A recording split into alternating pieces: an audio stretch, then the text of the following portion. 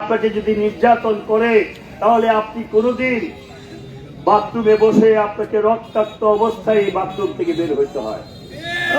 আমি যখন যাই গত 11 বছর যাবত এই কষ্টে আমার প্রতিদিন বাথরুমে যেতে হয়।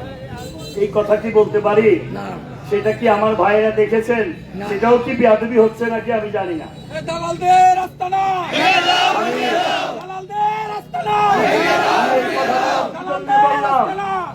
এই মঞ্চে যারা বসে আছেন প্রতিটা মানুষ এইভাবে নির্যাতিত।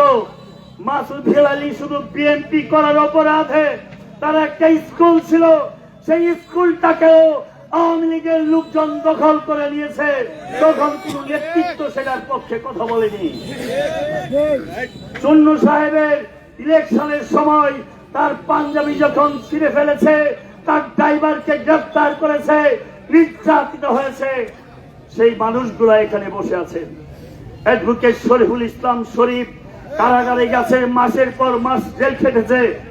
আর রুহুল হুসাইনকে জামিয়া আমজাদিয়া মাদ্রাসার সামনে শহীদ মসজিদের সামনে যেভাবে তার উপর অত্যাচার করা হয়েছে, পুলিশ যেভাবে তাকে মেরেছে, প্রকাশ্য দিবালুকে যে অত্যাচার করেছে বলে ভাষায় শেষ করা যাবে না। নির্যাতন করা হয়েছে প্রতিটা মানুষকে। আমরা নির্যাতিত হয়েছি, আপনি করেছেন দালালি।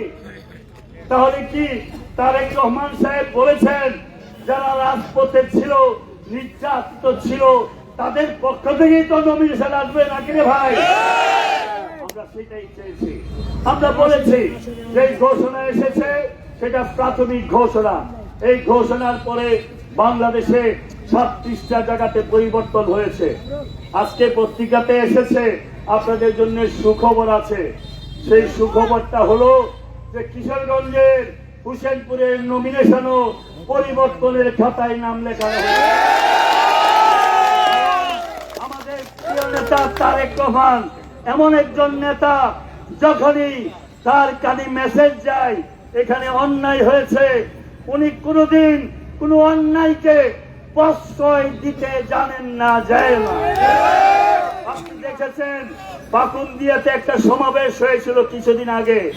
সেই সমাবেশে আমাদের সভাপতি হঠাৎ করে মাইকের সামনে দাঁড়িয়ে বলছিলেন যে আমাদের নিয়ম ভেঙে চেয়ারম্যানের নির্দেশ কমে আমরা অন্য কাজ করতে চাই, আগে এই কাজটা পরে করব। সাথে সাথে চেয়ারম্যান কি বলেছেন ভাই? শুনেছেন আপনারা? আপনারা তো সবাই শুনেছেন।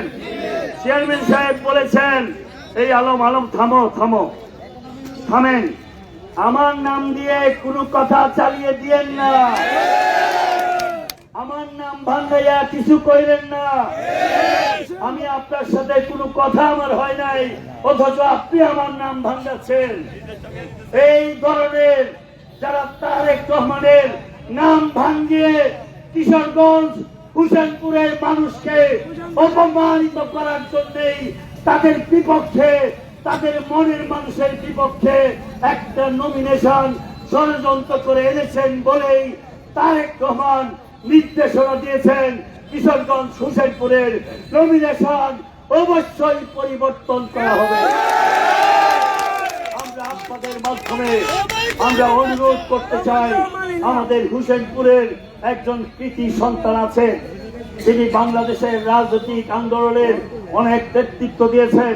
আমাদের সবচেয়ে বড় নেতা, যাকে নিয়ে আমরা গর্ববোধ করি, আমাদের সেই স্ট্যান্ডিং কমিটির নেতা মির্জা আব্বাস।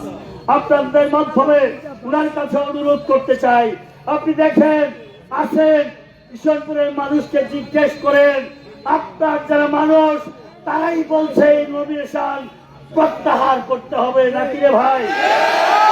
আপনাদের উদ্দেশ্যে একটু হাত তুলে দেখান তো।